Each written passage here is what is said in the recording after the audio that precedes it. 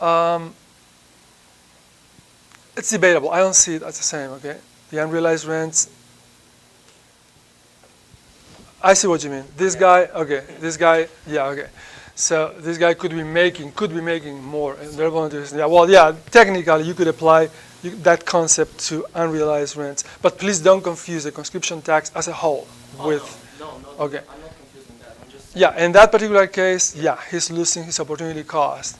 The unrealized rents as a component of the conscription tax can be assimilated to that. Okay, that's very technical. So don't think too much about it. Don't get too confused. Don't confuse the two concepts. Okay, but yeah, he's right. That particular point could be applied to the unrealized rents. Okay? Now there is a third component to the conscription tax. A third component. And the third component is the expenses that people incur in when trying to avoid the draft. Trying to avoid the draft.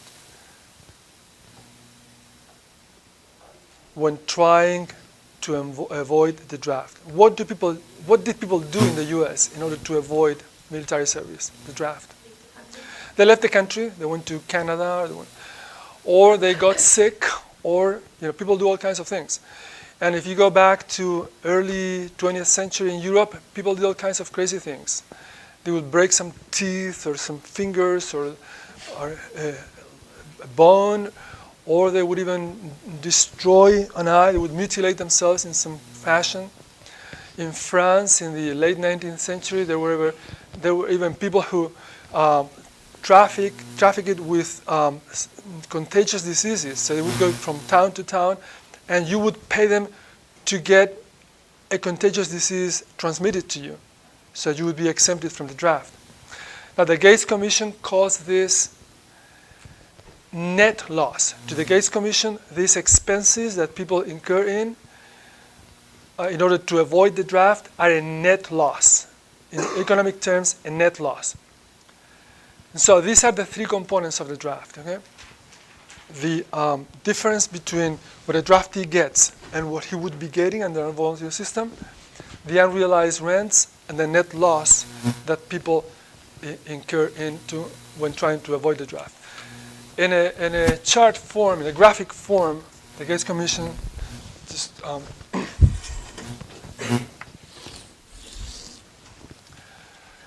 okay, so in a graphic form you have this would represent the workforce, and the horizontal would represent salaries.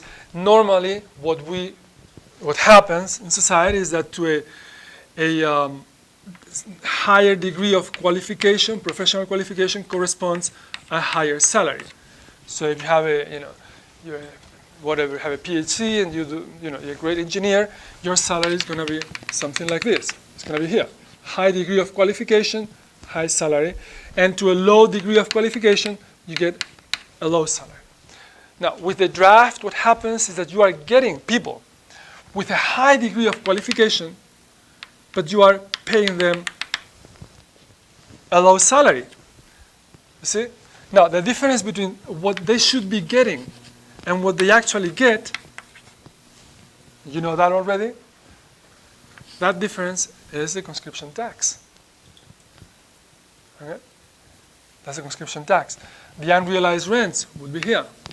This guy is willing to serve for less, but in the end, he would be getting the same as everyone else, and therefore, this is also an unrealized rent. He'll never realize it. He'll never take it.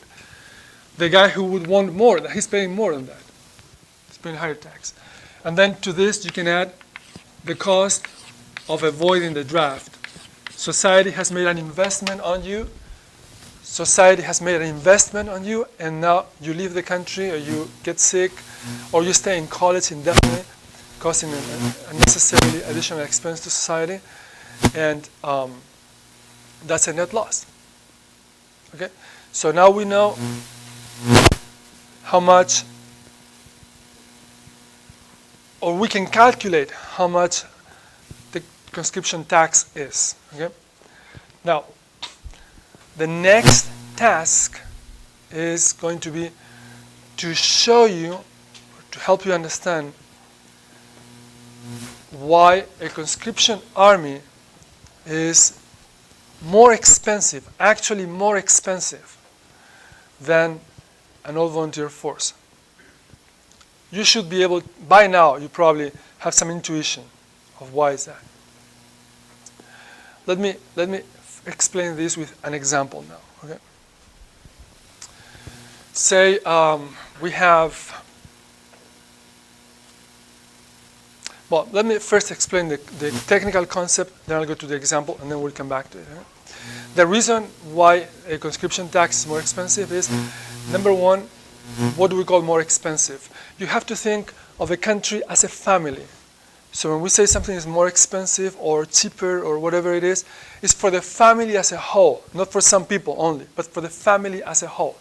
Now, remember that with the conscription tax, the Gates Commission says, what's happening here is that some people are paying $100, are getting a salary, a very small salary of $100 a month. And that makes the service appear as cheaper. Now, let me ask you this question.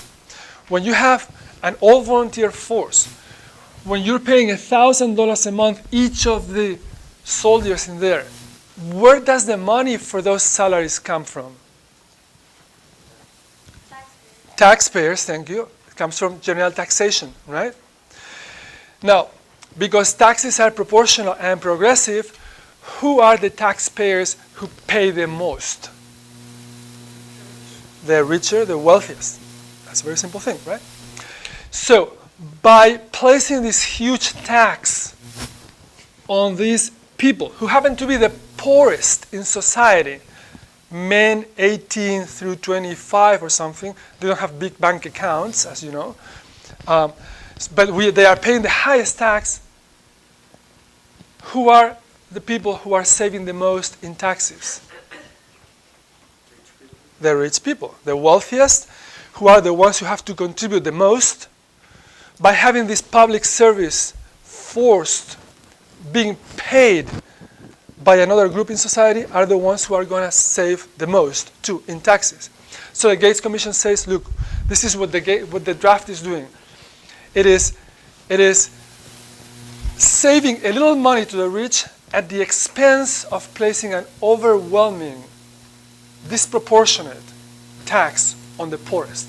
So the wealthiest people are saving money at the expense of the poorest people.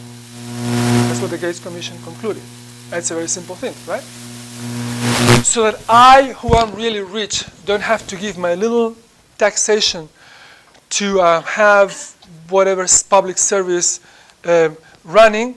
I'm going to make this guy who's really poor pay, $1,000 a month. That's going to save me $25 a month. He pays $1,000 a month, so I don't have to pay $10 a month. Because a bunch of guys like this one, by paying $1,000 a month, are going to save me $10 a month. So to me, it's cheaper. To him, it's more expensive, right? Now, you may also be wondering, okay, well, what about this guy, Julian? Yeah, right. He says he has $10,000 a month. Yeah, right. Just why? Just because he says it? Oh, yeah. My work is $10,000 a month. Yeah, right. Well, yes. That's how the economy works. I'm going to tell you a little secret about Candice. She likes to paint. She loves painting. And she thinks she's a great artist. She thinks she's going to be the next Picasso. And you know what she does on Sunday mornings? She takes her paintings to Venice Beach, and she sits there by the sidewalk, and she tries to sell her paintings. She hasn't sold any yet. You know why? Because she wants $10,000 for each of them.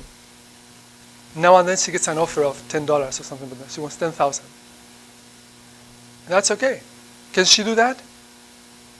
Yes, she can. That's how the economy works. It's $10,000, take it or leave it. Maybe she's starving, she may want to go down on the price, we don't know, but she might not.